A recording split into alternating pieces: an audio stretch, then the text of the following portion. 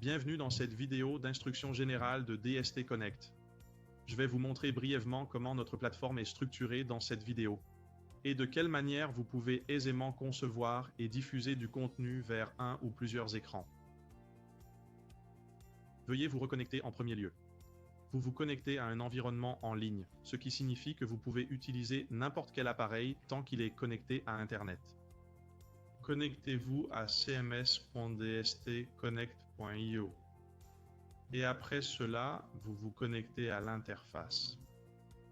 Cliquez sur Login et vous accédez à la page où vous pouvez créer vos modèles.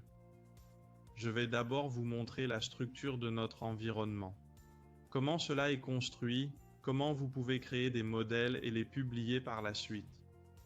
Cherchez-vous plus de détails? Comment les listes de lecture sont organisées et comment vous pouvez créer des écrans.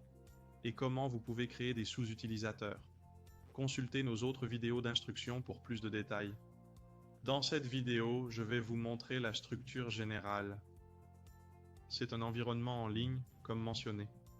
Vous pouvez vous connecter sur n'importe quel appareil avec un nom d'utilisateur et un mot de passe, puis vous accédez à cet environnement. Vous voyez en haut de la barre de menu un certain nombre de boutons, dont les 4 premiers sont les plus importants. Vous avez une bibliothèque et des modules qui contiennent des approfondissements comme des intégrations. Sur le côté droit, vous voyez par exemple vos paramètres de compte, la langue de la plateforme, donc dans quelle langue l'interface est affichée. Vous pouvez donc facilement naviguer à travers cela. Comme je l'ai dit, les 4 premiers sont les plus cruciaux. Et je vais les expliquer rapidement. Notre plateforme fonctionne avec des modèles, qui sont partiellement remplis. Vous avez des modèles dans de nombreuses couleurs différentes, dans différents styles, mais aussi avec divers liens. Nous avons par exemple des modèles de maison. Les modèles de maison sont des modèles que vous faites développer vous-même, qui sont donc déjà présents dans votre propre maison, mais qui contiennent surtout ce que vous souhaitez partager. En outre, nous avons plus de 600 modèles génériques, qui sont tous organisés par catégorie. Des modèles récents, des modèles couramment utilisés comme des modèles d'images ou de vidéos. Nous avons des modèles de murs vidéo, qui sont des solutions pour plusieurs écrans interconnectés. Différents modèles récents,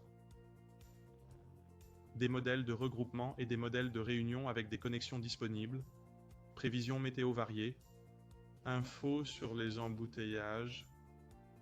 En résumé, nous avons des modèles pour chaque secteur. Et pour chaque style, des modèles qui peuvent être appliqués. Comme mentionné, nous travaillons donc avec des modèles. Modèles personnalisables. Comment faire?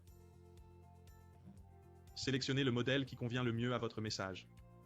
Je vais, par exemple, compléter un rapport météo dans cet exemple.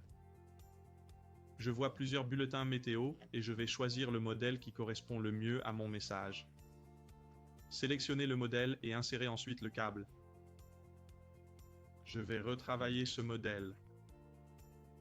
Comment cette plateforme est-elle structurée? Nous suivons un processus en 3 étapes pour produire du contenu et ensuite le publier sur un écran.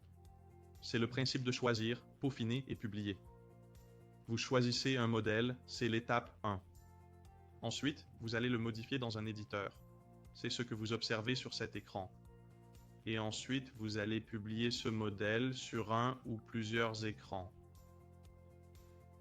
La publication inclut les étapes entre mes modèles, c'est-à-dire ce que vous avez conçu vous-même, liste de lecture et écran. Tu remplis donc le modèle dans cet éditeur de texte. Je l'appelle maintenant Bulletin météo Tilburg. Sur le côté gauche, je complète tous les champs pertinents. Sur le modèle, donc sur ce que tu veux raconter. Sur la droite, une prévisualisation est affichée, montrant ce qui sera affiché à l'écran. Parcours le processus de haut en bas. Je définis maintenant Tilburg comme emplacement. Je vais appliquer des modifications. Par exemple, la couche de couleur qui recouvre cette image, car elle ne correspond pas tout à fait à ma charte graphique. Je vais faire pareil avec ça. C'est très facile avec le sélecteur de couleurs, par exemple. Tu veux donc en savoir plus sur cet éditeur? Regarde donc une des vidéos approfondies qui parle spécifiquement de l'éditeur. Tu es satisfait de ce que je vois, car tout est en ordre. Je clique sur Sauvegarde. Puis, ce modèle se retrouve dans Mes modèles.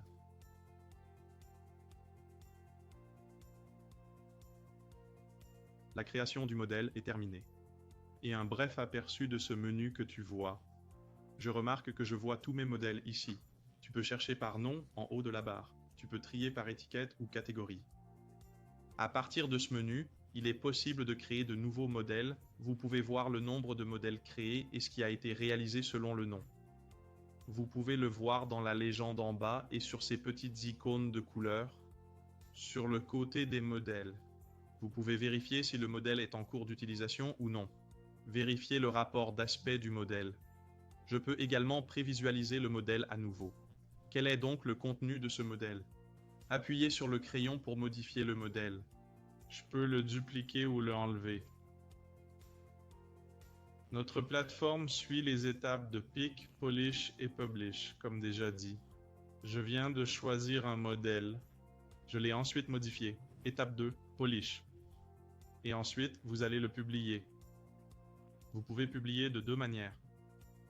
La publication inclut les étapes Mes modèles, Playlist et Écran. Ajouter un modèle à une playlist. Incorporer une liste de lecture sur un écran. Je vais passer brièvement par les étapes de la playlist et de l'écran pour montrer à quoi ressemble la structure. Vous remarquerez que cette structure est identique à celle de Mes modèles. Dans ce cas, vous pouvez voir le nom de la liste de lecture. Vous avez aussi des informations concernant cette liste, par exemple, à quel écran elle a été ajoutée, ou quelle est la durée totale de cette liste de lecture. Je vois aussi combien de modèles la liste de lecture contient. Ici, je peux également prévisualiser, modifier, dupliquer ou supprimer.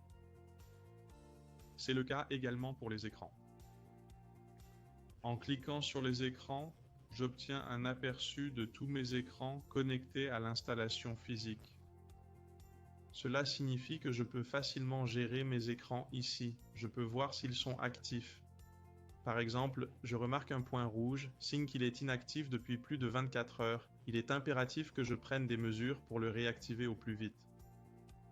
Je peux aussi prévisualiser et modifier l'écran ici. Je peux également redémarrer l'écran, si vous pensez qu'une réinitialisation est nécessaire. Je peux aussi dupliquer un écran ici. Si vous voulez que les mêmes réglages soient appliqués à un nouvel écran, par exemple. Comment cela fonctionne-t-il pour publier? Je vais éditer l'écran spécifique à partir des écrans. Je presse le crayon. Ensuite, je vais vers l'écran spécifique. Je peux ajouter une playlist de cette manière. Je peux aussi modifier l'écran, par exemple en appliquant une transition. Je peux aussi définir un lieu. L'emplacement est pertinent pour l'aperçu de l'écran que vous voyez à droite dans le menu. Cela peut également concerner un rapport météo permettant de relier facilement les prévisions à cet endroit. Je clique à nouveau sur le crayon pour modifier l'écran et ensuite je vais ajouter une playlist ici. Lorsque je clique pour ajouter une liste, alors je vois un aperçu de toutes les playlists créées. Je suis capable de choisir un ensemble de choix. Et je peux aussi programmer une playlist. Cela peut se faire en décochant l'option de lecture automatique. Je peux ensuite définir une date de début et de fin. En plus, vous pouvez faire en sorte qu'une liste de lecture soit superposée. Et cette option de superposition permet de la placer comme une couche. Elle se place au-dessus des autres listes. Vous voulez en savoir plus ici? Regardez l'une des vidéos explicatives qui en parle davantage. Vous allez ensuite ajuster la liste de lecture. Nous venons d'ajouter une liste de lecture et un écran. Nous allons inclure un modèle supplémentaire dans la liste. Cela se fait à peu près de la même manière. Je vais vers les listes de lecture. Je sélectionne ensuite le crayon de la liste de lecture que je veux éditer. Je vois encore ici un aperçu des modèles actuellement ajoutés à cette liste de lecture. Je peux voir si Un modèle est en cours d'utilisation aujourd'hui, c'est-à-dire qu'il est diffusé. Je peux aussi voir si un modèle est périmé. Je peux ajouter un modèle à cet endroit. Je sélectionne le modèle que je viens de créer. Et ensuite, je peux indiquer quelle est la durée d'affichage en secondes. Je peux donc décider moi-même de la durée d'affichage de chaque modèle. Est-ce par exemple 12 secondes? Et ici, vous pouvez également planifier un modèle avec une date de début et de fin.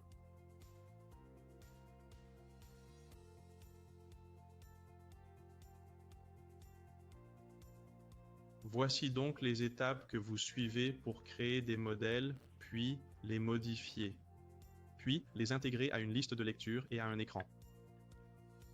La publication peut aussi se faire autrement. Ce que nous avons juste examiné, c'est d'abord d'accéder aux écrans, puis de les modifier en ajoutant une liste de lecture. Ensuite, rendez-vous dans les playlists pour inclure un nouveau modèle. Il existe aussi une option nommée Publication rapide. Vous la trouverez sur la page de mes modèles et aussi sur celle des listes de lecture. Que fait cette étape? Cette étape affiche toutes les actions que vous avez faites ensemble. Dans un seul écran, je clique dessus et une fenêtre s'ouvre. Mais ensuite, je vois un aperçu de mes modèles. Voici tous vos modèles créés. Je vois un résumé au milieu des playlists et je peux appliquer ici les réglages de planification. Vous pouvez aussi sélectionner plusieurs modèles à la fois. De plus, les mettre dans le bon ordre. Puis, vous pouvez les ajouter à une ou plusieurs playlists.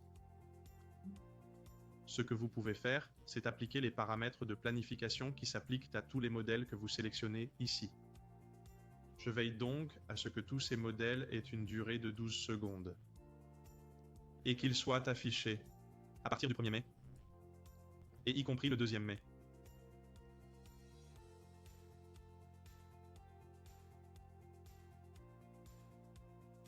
Et je m'assure que cela se déroule chaque jour pendant cette période. Tu peux aussi configurer cela pour qu'il se déroule pendant cette période, mais seulement le lundi, mardi et mercredi par exemple. Cette option de publication rapide est également disponible dans les listes de lecture. Donc, si je vais dans le menu des listes de lecture, je peux aussi publier rapidement ici. Je presse le même bouton, mais à la place des modèles, je vois maintenant un aperçu des playlists, un aperçu des différents écrans. Et tu as aussi les réglages de planification qui s'appliquent ici. La seule grande différence entre les modèles et les listes de lecture est que tu peux faire jouer une playlist en boucle, et que tu planifies donc un modèle à temps. Ainsi, la durée d'affichage est en secondes. En plus de la sélection et publication, cela inclut les 4 premiers. Niveau dans le menu, tu as aussi la bibliothèque et l'option module. La bibliothèque contient tous tes médias. Pense à des images ou films. Et ici, tu mets en ligne tous ces médias pour les utiliser après dans les modèles. Tu as donc une image qui convient au message que tu veux faire passer. Ou as-tu une bibliothèque multimédia où se trouve toute la photographie de votre identité visuelle? Vous pouvez donc la télécharger ici, afin de pouvoir l'utiliser par la suite. C'est un principe comparable à celui que vous avez précédemment observé. Vous avez un système de drag and drop. Vous pouvez chercher par nom, par type d'image, par exemple par vidéo, ou par tag. Vous avez la possibilité de télécharger votre propre police. Cela facilite donc l'utilisation de votre propre identité visuelle dans des modèles génériques. Nous avons un principe de dossier que vous avez dans votre bibliothèque et vous pouvez y placer certaines images que vous souhaitez catégoriser, donc ajouter dans un dossier. Si vous voulez en savoir plus à ce sujet, regardez l'une de nos autres vidéos. Nous avons une page de modules. Ces modules permettent une intégration plus profonde qui comprend notre plateforme. Pensez à la gestion à distance des appareils. Nous avons un module d'anniversaire, un module de présence où vous pouvez facilement marquer les gens comme présents ou absents, un module d'urgence, un module de bienvenue par exemple, En résumé, nous avons plusieurs modules où vous pouvez facilement appliquer une intégration plus profonde. Voulez-vous en savoir plus? Consultez l'une de nos vidéos de modules spécifiques qui fournit plus d'explications à ce sujet. Que contient cette plateforme? Vous avez vos paramètres de compte. Nous pouvons voir les mises à jour. Nous mettons à jour ici de nouvelles options sur cette plateforme. Vous pouvez voir l'état du système, la page de téléchargement à notre appli. Ainsi, quand vous avez vos propres écrans, vous pouvez télécharger votre application et ensuite installez-la pour établir une connexion avec notre CMS. Vous avez naturellement vos propres réglages de compte que je vais vous présenter de cette façon. Vous voyez ici les informations de base de votre compte. Mais ce qui est encore plus important, c'est que vous voyez à droite, par exemple, les paramètres de maison que vous pouvez appliquer, pour ensuite l'utiliser dans des modèles, pour ensuite en faire usage dans des modèles. Vous pouvez appliquer des réglages de couleurs par défaut, ou vous pouvez également en faire usage dans des modèles. Vos réglages de modèles standards. Par exemple, vous pouvez appliquer des réglages de sécurité ainsi que des polices par défaut que vous pouvez utiliser. Vous pouvez également définir le fuseau horaire dans lequel vous travaillez. Il y a également des situations urgentes. Vous pouvez exporter. Si vous voulez en savoir davantage, jetez un œil à l'une de nos autres vidéos pour obtenir plus de détails. Dans votre compte, vous pouvez également configurer des sous-utilisateurs. Dans cet environnement de sous-utilisateurs, vous serez probablement confronté à divers types d'utilisateurs. Leur style unique et leurs mots de passe personnels sont incontournables. Vous pouvez aussi configurer des permissions pour les utilisateurs. Vous rendez visite à un membre utilisateur. Et ce que vous pouvez faire avec ces permissions, c'est de relier des sous-utilisateurs, ou montrer ce qu'ils peuvent ou ne peuvent pas faire sur cette plateforme. Peut-il par exemple créer des modèles ou ne pas utiliser certains types de modèles? Peut-il voir mon modèle et le modifier par exemple? C'est aussi vrai pour les listes ou les écrans, ou la bibliothèque, voir les dossiers de votre bibliothèque. De plus, vous pouvez par exemple appliquer des paramètres par défaut de votre propre compte. Vous pouvez créer ou gérer ces utilisateurs, ou créer des tags. En résumé, vous pouvez activer ou désactiver presque toutes les fonctionnalités de cette plateforme pour chaque utilisateur. Vous pouvez aussi gérer la visibilité du contenu. Ainsi, pour chaque utilisateur, vous pouvez déterminer s'il a accès à un modèle spécifique créé par un autre sous-utilisateur. Vous pouvez donc facilement appliquer ou non des options pour différents utilisateurs. C'est pareil pour les réglages des étiquettes, de même pour les modèles de maison, les droits de publication, des choses qui se passent dans l'éditeur. En gros, vous pouvez gérer beaucoup de fonctionnalités par utilisateur. Lorsque vous avez de nombreux sous-utilisateurs, vous pouvez facilement adapter cette plateforme pour votre organisation, pour rendre cette plateforme plus spécifique à ce type de sous-utilisateurs. Voilà, c'est la fin de cette vidéo d'instruction générale. Vous savez maintenant comment la plateforme fonctionne avec les concepts Pick, Polish et Publish. Vous avez vu que la structure du menu en haut est composée de modèles créés, de vos propres modèles, de listes de cibles et d'écrans. Nous avons aussi une bibliothèque pour télécharger vos propres médias. Et nous avons divers modules où vous pouvez par exemple établir un lien avec votre agenda Outlook. Vous avez aussi vu que vous pouvez changer la langue de l'interface à droite. Et vous avez remarqué dans votre compte que vous pouvez créer des sous-utilisateurs. Alors, souhaitez-vous en savoir plus sur la création de modèles? Comment fonctionne l'éditeur de modèles et comment puis-je créer et gérer des sous-utilisateurs par exemple? Regardez une des vidéos de formation. Merci d'avoir regardé et à bientôt sur notre plateforme.